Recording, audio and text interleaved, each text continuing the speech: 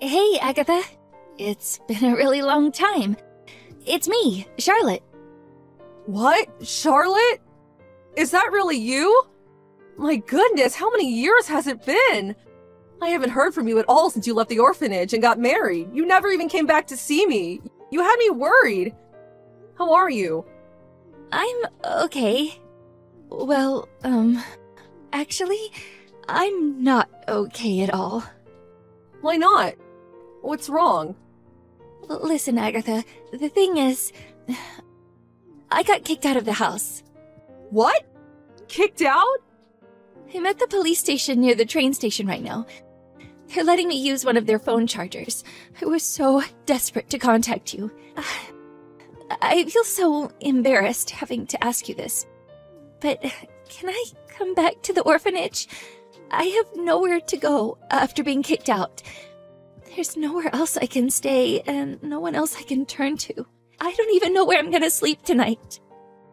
Oh, Charlotte, you poor thing. Of course you can. I'll have someone come out to pick you up immediately.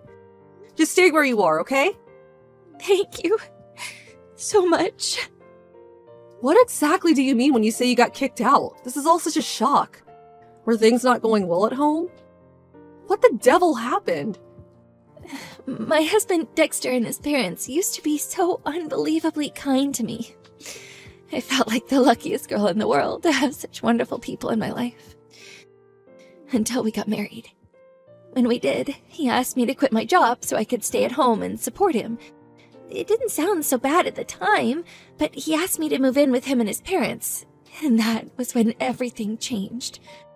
All of a sudden, his mom and dad, who up until then had been the kindest people I'd ever met, started treating me like dirt.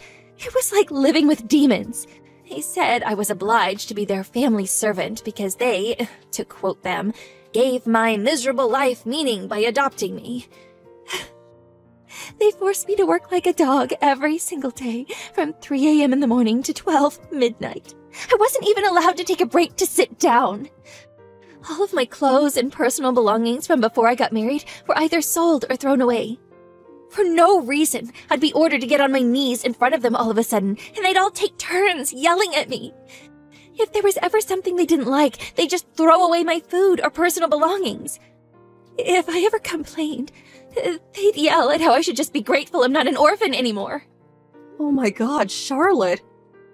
Today, Dexter brought home some young girl. What use are you if you can't even have kids? You're an abject failure, you barren wasteland of a woman.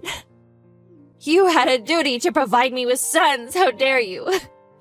You ungrateful witch. We should have just left you in an orphanage. These were just some of the things he yelled at me in front of his new girlfriend. When he was done making me feel like I wanted to curl up and die, he told me they were getting married and ordered me to leave. He basically kicked me out with nothing but the clothes on my back. I lost 10 kilograms due to stress since I moved in with him. He rejected me every time I tried to go near him. I can't even look at you as a woman, you're hideous, was his usual reaction. Oh my God! I can't believe you went through all this. As if bullying and emotionally abusing you wasn't enough, he cheated on you as well? No way! Was the reason I didn't hear from you since you got married because they confiscated your cell phone? No. Ironically, my cell phone was the only thing I did keep. I hid it because I didn't want them to sell that too. You gave it to me as a present when I left the orphanage, and it was the only thing I had that reminded me of you. There was no way I was gonna let them take it from me. I didn't have a charger though. The reason I couldn't contact you all this time was because my battery was dead. The first thing I did after he booted me out was to look for somewhere I could charge my phone. So that's how I'm able to message you now. Oh God, what have they done to you, Charlotte? He will not get away with this. I'm so sorry to trouble you like this. Ugh, it's so embarrassing to have to rely on you like this despite being in my 20s now. Even if it's just until I can find a new job and somewhere to live. Please, can I live at the orphanage again for a little while? I'll do chores, odd jobs, help look after the younger children, anything. Don't be so silly. You don't have anything to apologize for. I'll always see you as my own daughter, and you'll always be welcome at the orphanage. If you want to come home, you can come home whenever you want to. What kind of mother would I be if I said anything otherwise? Agatha. Whether you find yourself to live or not, you can stay for as many months, or as many years as you like. This orphanage is your home. I'm an old dear, well into my 70s now, so it's probably more appropriate to call me your grandma than your mom. But I'll always be here for you, Charlotte. Never forget that. Thank you so much. I'll run you a nice hot bath and cook you some meatloaf and apple pie and custard. You only have one job when you get here, and that's to relax, unwind, and forget about all the horrible stuff you've been through. Leave the rest to me. Good evening, Dexter. It's been a while. This is Agatha, the head mistress of the orphanage Charlotte grew up in. She just contacted me in great distress. It seems like we have some things to discuss. She told me everything about how you and your parents have been treating her like less than human, like your own personal slave since the moment you got married. On top of that, you cheated on her, brought your lover home and kicked Charlotte out on the streets, didn't you? Tell me, did you ever think you were going to get away with such despicable behavior? It's obvious you've seen my messages. I can see the red marks, you know. If you can muster up the courage, you're free to respond at any time.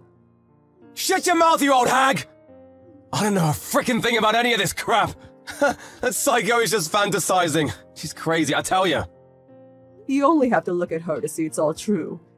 She's emaciated and has huge bags under her eyes. She's in a constant state of anxiety and fear. All it takes is a door opening to make her jump out of her skin. How does that happen to a girl who was once so fit and healthy, so outgoing, vibrant, and bubbly?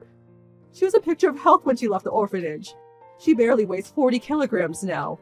Her clothes were all tattered and worn out, and she hardly even had any personal belongings. Like I told you, I don't know nothing about any of this. Anyway, even if I did do something to her, she was a miserable orphan and me and my folks were kind enough to adopt her. Which means we can treat her however we goddamn want to. Excuse me? Are you being serious right now? Besides, what the heck does it have to do with you? You ain't Charlotte's mom, you ain't her gran. You're just some wrinkled-up old hag sat on a high horse who thinks she can scare me. Something bad might happen if you don't learn to stay out of other people's business. You catch my drift, lady? I'm very disappointed in you, Dexter. You seemed so sweet and kind when you came to introduce yourself before the wedding. I'm actually disappointed myself for not seeing right through you. As Charlotte's guardian, I have a duty to make you pay for what you've done, and pay you will. Are you prepared for the hell that's coming your way? Oh, I'm quaking in my boots! What's some wrinkled-up old hag gonna do to me? You gonna chase me on your Zimmer frame? Write me a sternly worded letter? If you want to do this, then let's do this! You want to get taken down, lady? Great, it's settled then. I'll make sure you remember what you just said to me.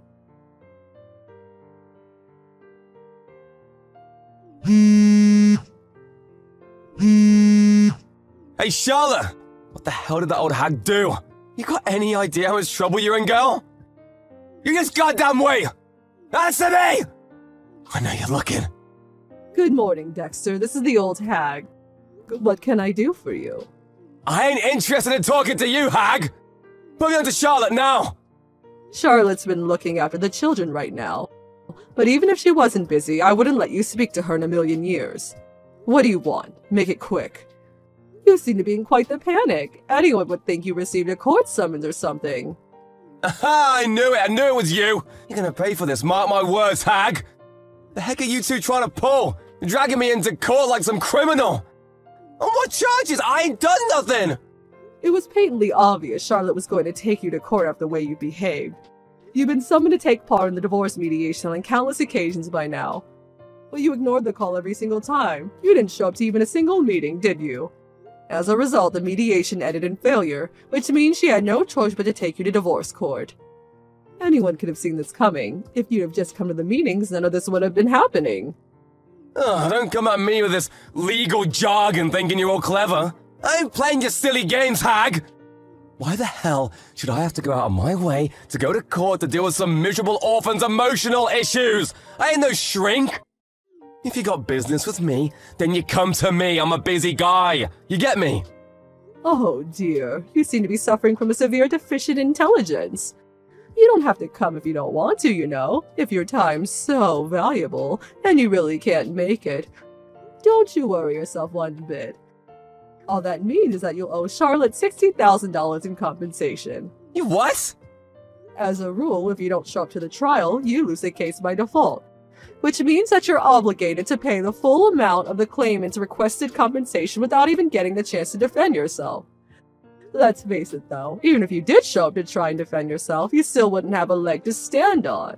What? Why not? It just so happens that one of the children I raised in this orphanage is now a very successful lawyer. His area of expertise also just so happens to be divorce law. All it would take is one phone call. I do hate the idea of causing him a nuisance, but I get the feeling he'd drop everything if he had to help me in my time of need. Thinking about everything you did to her, harassment, bullying, cheating, stealing, as well as all the rest, this clearly isn't a fight you can win. Whatever! This crap just ain't gonna stand up, it ain't got no legs! Harassment, cheating? I ain't got the foggiest idea what you're talking about. I ain't that kind of guy. If you ain't got proof, then you're nothing but a doof. Well, now that you mention it, I also just so happen to have a friend who runs a private investigation agency. One phone call was all it took. I have enough proof to take you to court 10 times over. To give some specific examples, how about bringing your lover back home to flaunt her in front of your wife, despite the fact you're still very much married? It seems like you're known as quite the womanizing sleazeball around the neighborhood, too. I heard some very interesting stories. Not just the cheating either. Surprisingly, they even knew about the abuse, too. Do you ever get the feelings your neighbors avoid you? Huh? Another one of the girls who grew up in the orphanage became a doctor. Charlotte went in for an examination at her practice and provided me with documentation on all of the physical damage you've caused her, all permissible as evidence in court. Do you understand now? We're certainly not going to struggle proving anything. Nothing you could possibly say will get you out of the 200-meter hole you dug yourself into. You're lying! Ain't no way any of this is true. You expect me to believe a miserable orphan like her can afford to hire lawyers and private investigators? Oh, don't make me laugh. She ain't got the money to take me down. It's true. You and your parents did steal all of her money and leave her with nothing, which is why I'm paying for everything. You're doing what? Why the heck you gonna use good money on some waste of space with no parents? She ain't even blood to you. You gotta be kidding me. Ain't no one that stupid. Whether we're related by blood or not means nothing to me. I raised her as if she was my own daughter. She's my family and I love her. What other reason do I need than that she's family? There's nothing I wouldn't do to protect her. God freaking damn it, alright fine. You win, I'll apologize. She can have all her stuff back. I'll even give her some money to show I'm sorry, alright? We'll be square then, won't we? Do you seriously think you're getting off that lightly? Don't be so ridiculous. If we're going to do this, and we are going to do this, then we're going to do it properly. No one lays their hands on my daughter and gets away with it. You're going to regret being born when I'm finished with you, boy. Surely you knew this would happen when you decided to victimize and abuse my Charlotte. Surely you weren't stupid enough to believe there'd be no consequences. What? You threatening me? I might not look much, but believe it or not, I used to be the CEO of a major company. My son took over when I retired, and he's running the show these days. I still talk to him regularly when he needs help with management-related things. I'm kind of like his personal advisor. So what? You think I care about some crappy company? Did you know that crabby company is your company's biggest client? Say what? I made a few recommendations to my son at the time you two got married, after I found out you worked in the same industry as us. As a result, he turned down some very generous offers from other companies in favor of establishing a major trading contract with yours. At the time, I thought I was doing a good thing by making a gesture towards my son-in-law, but clearly I made a mistake. I think it's time my son terminated the contract. It's not like it was ever in a particularly profitable contract for us, and to be honest, I regret allowing my personal affairs to get mixed up with my professional life. Wait, what? What? Don't get too excited yet, I'm not finished. Next, there's the company your dad works at. Another one of the boys who grew up in my orphanage happens to be the CEO of his company's parent company. Well, I say boy, but he's 50 now. No, wait! You're going after my freaking dad now? No, wait, you can't! Oh, one more thing. You and your parents rent your house, don't you? You're not going to believe this. The coincidences are almost piling up too high now. But I also happen to be friends with a major real estate magnate. And you'll never guess whose house he owns. Yep, I could even make the phone call this evening. Which angle do you think we should go for? Refusal to renew? Mandatory eviction? Can you imagine if I made phone calls to all of my friends about you? Can you imagine how far you'd fall? I'm thinking you hit rock bottom before you even realized what was going on.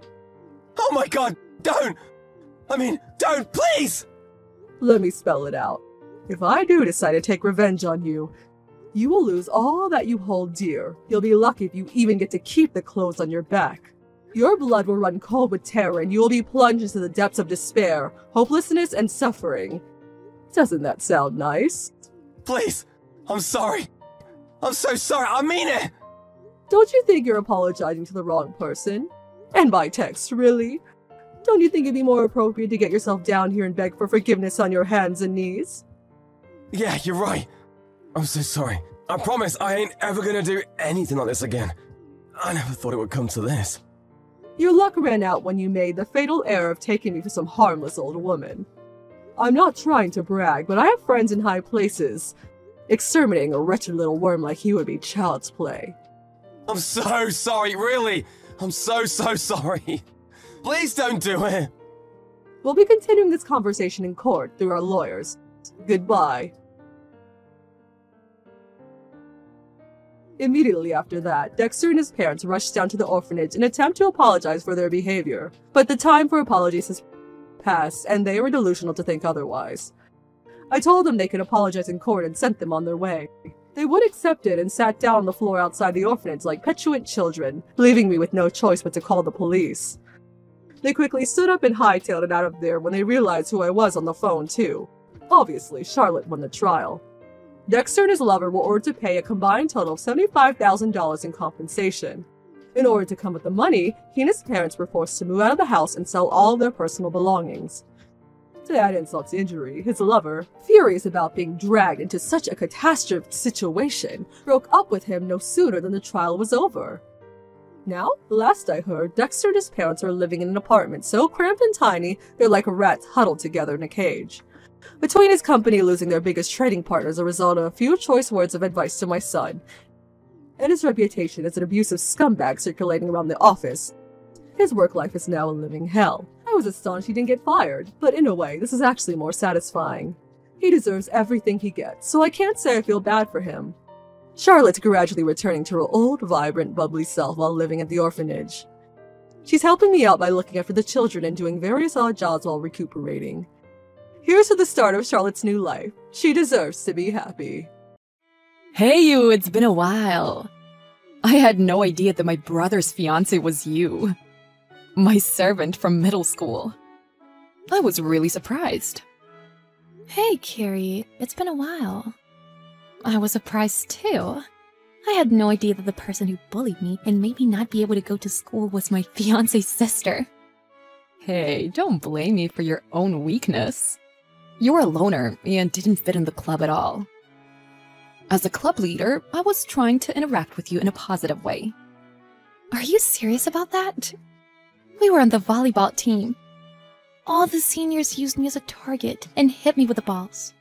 And you guys always left first, leaving me to clean up. And you guys even tried to lock me up in the gym. And I know you were spreading bad rumors about me that were not true. It's your own fault that you have a bad personality. By what logic are you saying that? Because of you, I didn't even make it to the graduation ceremony. I was glad you weren't in the group photo for a club. If you were in the picture, you would have ruined it. You're still the same, even in your mid-30s. Well, I'm glad it was you who became my brother's wife. Huh? My brother's wife, that would make us sisters-in-law, right? I will use you as my servant for the rest of my life. Is that what you think? Call me your leader like you used to on the team. I don't want to. A what? Besides, I have no intention of becoming your servant. Oh, wow. Have you become a big shot in the little time we've been apart? You can't disobey me. A weak-minded person like you needs to be told what to do. What makes you a stronger person than me? I just am. I don't understand what you mean. If you insist on defying me, I won't allow you to marry my brother. You have no right to interfere with our marriage. Hey, remember who isolated you from the rest of the school by spreading rumors about you? Who do you think it was? If I told my parents and brother, it would be easy for them to break off your engagement. I could just tell them you're playing around with other guys. Oh, or maybe I should tell them that you were a truant in middle school and hung out with the wrong people. How about that? Please don't. Don't ruin our engagement by making up lies. You're so desperate. You know my dad runs a company, right? So what? Actually, I work there. I work short hours because I want to live freely. But of course, among the employees, I'm the president's daughter, so I'm looked up to. If I were to tell these employees that my brother, who will take over this company in the future, is about to marry a useless woman like you, how do you think they will react? So much fun. I'll talk about it at work tomorrow. Please, don't do that. Then be my servant. Here, why don't you call me leader? I won't do that. Oh, really? Please give me time until tomorrow. All right. In the meantime, be prepared to pledge your allegiance to me. I love how hopeless you are. I'll text you tomorrow.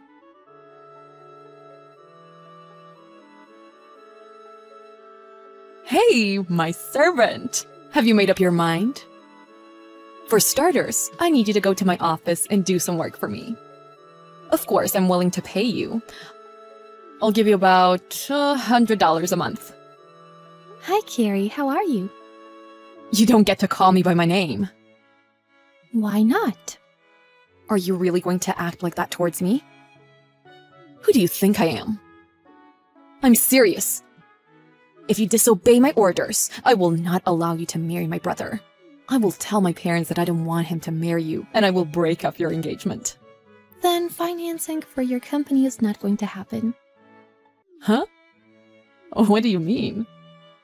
If this engagement doesn't happen, the financial help to your father's company will be terminated. What? I don't understand.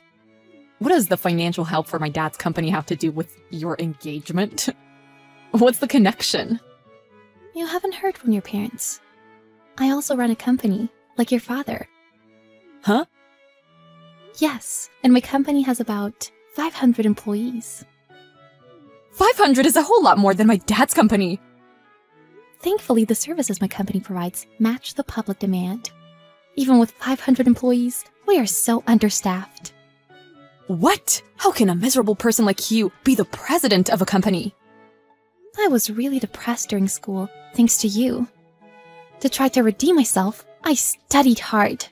I haven't told this story to any of my classmates either. In case you're wondering, I graduated from South University. South University? Isn't it that really good school with a low acceptance rate? Yes. And since college, I've been working with people like myself who have been shut-ins, and for those who want to reintegrate into society but are too afraid to take the first step. I wanted to help them and do something for them. So I started this company. I am now working hard in the education and job placement industry. Then that financing help means... That means financial help from my company to your father's company. Wait a minute. So, in exchange for letting you marry my brother, you're going to finance my dad's company? Don't get me wrong. I am marrying your brother purely for love. However, him being a future president of the company, he asked me for advice, since his father's company was not doing so well and was having financial difficulties. He told me a lot about what company offered and other offerings. So I advised him. Your father has approached me and asked me if I would be willing to be a consultant for his company. To take on new challenges, money is inevitably needed. Then, instead of borrowing from a bank, I thought it would be less risky to lend him money from my company, since I'm becoming his in-law anyway. If I were to participate in the management of his company, I would be partly responsible for the results if they did not come through. That is why I was planning to start financing his company when we got married. But if you, who will now be my sister-in-law, is so opposed to our marriage. I have no choice. I love your brother, but I will give up on this marriage. I am sorry for the trouble. Wait a minute. Is my dad's company not doing well? It's probably just a matter of time before they go bankrupt. Are you serious? What am I supposed to do if that happens? I have only worked for my dad's company. Your parents have told me things about you. I think it would be a good idea for you to become more independent. What do you mean? I'm working and making money. You've been working only short hours ever since you graduated from college. You can take a day off whenever you want. You never have to do a job you don't want to do. Despite living in your parents' house, you never gave your parents a penny of your salary. How can someone who spends money as she pleases say such a thing? Did my dad tell you that? Why don't you at least pay rent or something? I don't want to. I've heard a lot about you from the employees, too. You work only short hours, but you make people listen to you, don't you? As you can imagine, that made me laugh. Shut up! I'm the president's daughter, so I'm allowed to do that. Everyone needs to respect me. They are only putting up with you because they know who you are. There is nothing more annoying than an employee who doesn't do anything at work. It's none of your business. You're right. Our engagement's been cancelled, and I will no longer be financing your father's company. Your company situation is none of my business. Wait a minute. What do you need? Shouldn't marrying my brother and financing my dad's company be two separate things in the first place? What? I'm saying don't confuse your personal life with your work life. How can you tell me that? You're taking advantage of your position as the daughter of the president. We're talking about you right now. You decided to finance his company because you thought it had the potential for growth. Then, even if your engagement with my brother breaks up, keep the promises you made. Somehow you seem to think you're saying something very right. I think you should understand the situation of the company you're working for one more time. As I said before, I think there is a chance to rebuild the business. But my future father-in-law... Oh, wait. No more engagement. So your father... Well, the bottom line is that the president thought it was impossible for them to do it on their own, which is why they asked me to do the consulting, if I were to make a full commitment. And if I were to finance his company, then they would finally reach a level where maybe he can rebuild his business. Sorry to say, but no one would normally think of financing such a company. It's too risky. Even if we could rebuild the business, we cannot expect a large return. Still, I decided to finance it because it is the company that my future husband will be running. For those reasons, now that the engagement has been cancelled, I have no reason to finance his company. Do you understand? Ugh! Blah, blah, blah. Okay. I'll let you get married to my brother then. Huh? What are you saying? I have no intention of marrying him anymore. Why not? Because he has an annoying sister like you? There's no way I would want to marry him. Why not? Without financial help from you, my dad's company will go under, right? Probably. I can't let that happen. But either way, sooner or later, you're going to lose your job. What do you mean? Yesterday, after receiving a text from you, I told your parents the whole story. Then, your father said, "I'm so sorry about our daughter. We shouldn't have spoiled her because she is a girl. She doesn't work enough, and I've been receiving numerous complaints from employees. I will fire her in the near future and kick her out of this house, so don't worry about our daughter." That's what he said.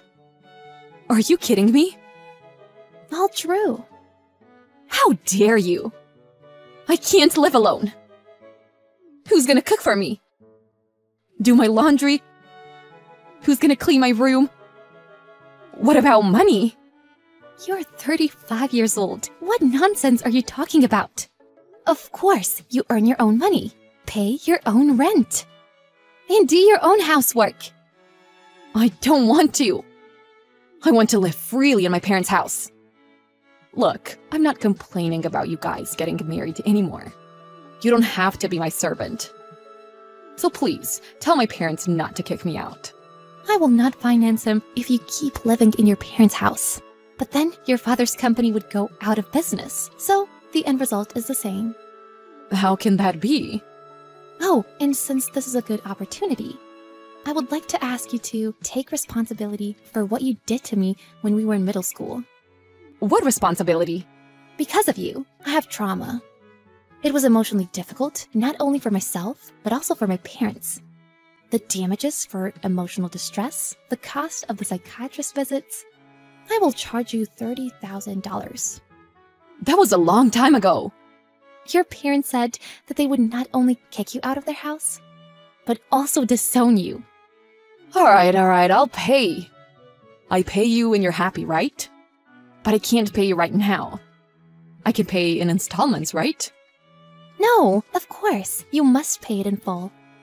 What are you, evil? What are you talking about? I'm giving you such kindness, even though you bullied me so much in middle school. This is what you deserve.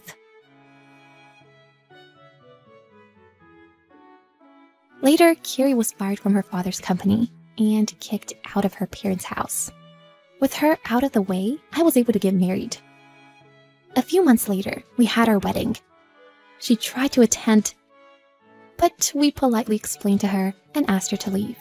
Since then, she has found a new job and started living alone in an apartment. But this is her first time working properly, and she is struggling every day to get used to that environment. To pay consolation money to me, she went into debt. So her life is difficult every month, and she can't even go out. She often tries to cry to her parents, but her parents have not responded to any of this. Or rather, her parents are too busy reforming their company. Thanks to them, their company's business is recovering, and I will not continue to have a relationship with her in the future.